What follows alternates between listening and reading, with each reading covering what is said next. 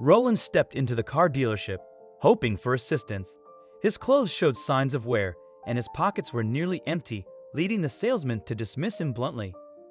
Laughter broke out among the bystanders, intensifying Roland's sense of rejection. Unbeknownst to them, Roland carried a secret, a past that challenged their assumptions. Roland was born in the 1960s during the peak of the Cold War. He heeded his father's counsel and enlisted in the military after graduating from high school. Despite his kind heart, a decade of witnessing the horrors of the Vietnam War left Roland with lasting scars. The toll of combat eroded his mental and physical well-being, transforming him from the optimistic young man he once was. Through a friend, Roland met Katie, a nurse who glimpsed the hidden pain beneath his exterior. Drawn to his essence, they formed a connection that blossomed into a loving relationship. Years flew by, and Katie's unwavering support helped him heal and rediscover himself. However, social interactions reminiscent of the dealership incident triggered his crippling anxiety. 5 years later, they married. By their 60s, life felt like a whirlwind. While their marriage remained strong, the absence of children left a void, a yearning for a deeper purpose. Roland entered the dealership not merely as a casual observer. Though his worn clothes might have suggested otherwise, he had a purpose. A salesman, eyes gleaming with misplaced enthusiasm, approached him. The interaction felt bizarre, like Roland had wandered onto a movie set.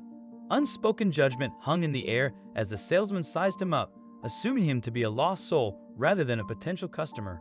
Most salesmen, trained to identify serious buyers at a glance, turned away, dismissing Roland as a window shopper. He felt the sting of their hasty judgment, the lack of a single welcoming face. Approaching the receptionist, he politely requested to leave his heavy bag in her care, seeking a moment of relief.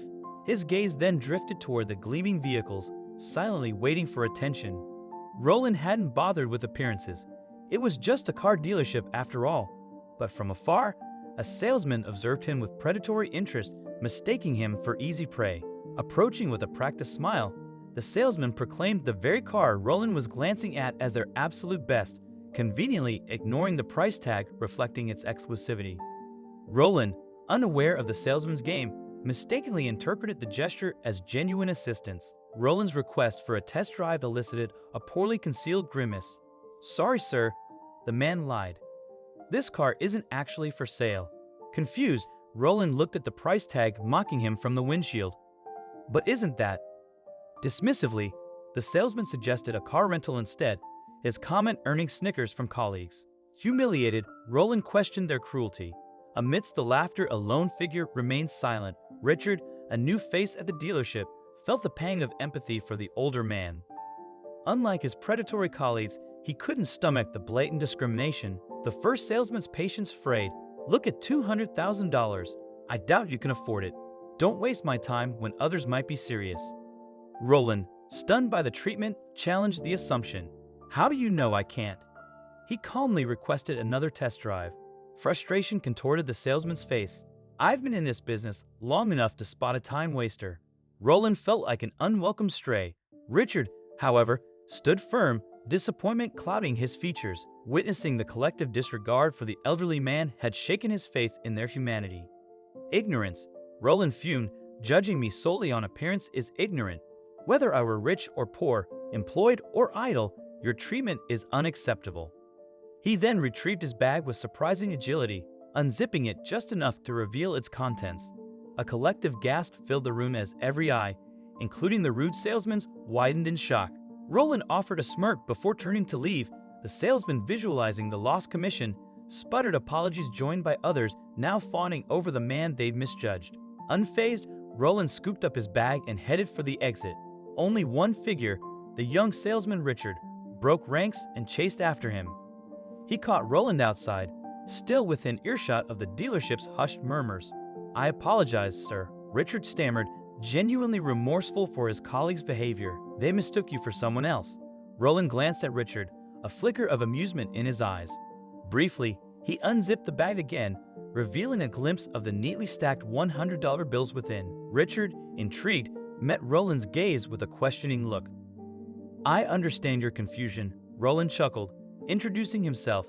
"And well, let's just say life has a way of surprising you." He then proceeded to tell his tale, leaving Richard speechless. Roland, his hands calloused and clothes dusty from the construction site, explained to Richard his predicament. Years of hard work hadn't brought him retirement, but they had brought him a wife battling a losing fight against cancer. He desperately wanted to fulfill her dream of owning a specific car, but treatment was expensive and the car's price had risen beyond his savings. Driven by love, Roland had sold everything, including his wedding band. The doctor's prognosis of 12 months left him weeping most nights. Material possessions held no value compared to the time he had left with Katie. Moved by Roland's narrative, Richard, the young salesman, devised a plan. He understood that offering a significant discount would be challenging, but Roland's plight resonated deeply with him. Later that evening, Richard appeared at Roland's doorstep, holding a wad of cash. "This will help you get her the car," he said sincerely before swiftly disappearing inside. Roland, now dressed in his business attire, opened the well-worn canvas bag, revealing neatly stacked bills on the dealership floor. Witnessing this, Richard faced the previous salesman's fury. Roland wasted no time in purchasing the car and completing the paperwork. Although the amount fell short of the full price, Roland grasped the significance of Richard's gesture, a means to recover the loan from his commission. As Roland departed, he was met with curious gazes, wearing a triumphant smile. Back home, Roland led a tearful Katie to her dream car, a newer model of the same brand as her father's. The news of Roland's story spread rapidly, leaving the other salesmen deeply ashamed. They initiated a GoFundMe campaign for Katie's treatment, each contributing $500. With a lighter heart, Roland knew Katie's future was now brighter than ever.